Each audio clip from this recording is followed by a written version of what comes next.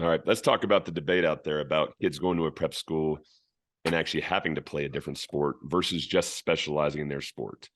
And Yeah. very, very few of my clients ever come to me and say, hey, I want to go to a prep school and do two sports, because obviously it takes time away from training on your main sport.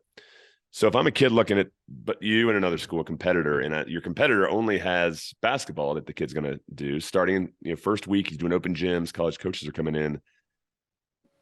How do you pitch that to a family? I know they're all about range. David Epstein's book that just came out talks about Tiger Woods specializing and Roger Federer doing a bunch of things up until the age of 14. But then from there, Federer started specializing, but at least he had that baseline going into it.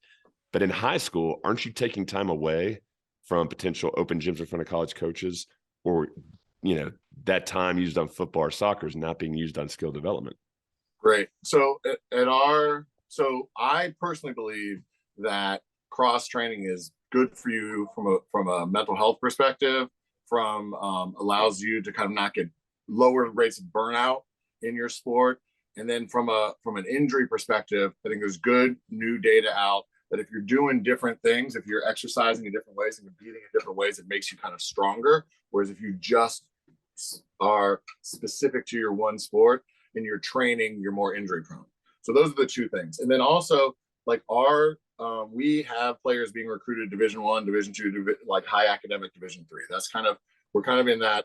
We're not having kids going to Duke, right? But we're looking at those Ivy Patriot League kind of level schools, and then we have the kind of academic D2s or the NESCAC kind of D3 schools. And so that's our kind of market. And our kids still, if they're on that college track, they're still getting up in the morning before school on the shooting machine or getting a lift in. We have like a kind of a college schedule for our classes. So very often you're going to have 2-hour breaks during the day where you're going to get back in the gym and get a lift in or get shots up or work on your homework.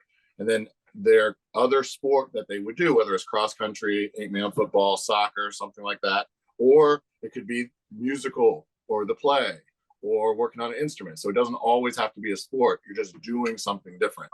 Model UN counts, like those types of things. Those end around 5 o'clock.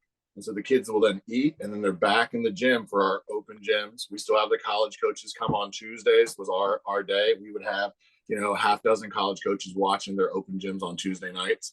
And so that they're still getting that. They just have to be really kind of organized about their time.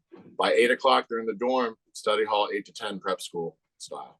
Perfect. So you can still day one, get your shots up, get your weightlifting in, and this other activity is only a small part of your full day. So it's okay. Perfect. I love that answer. Correct.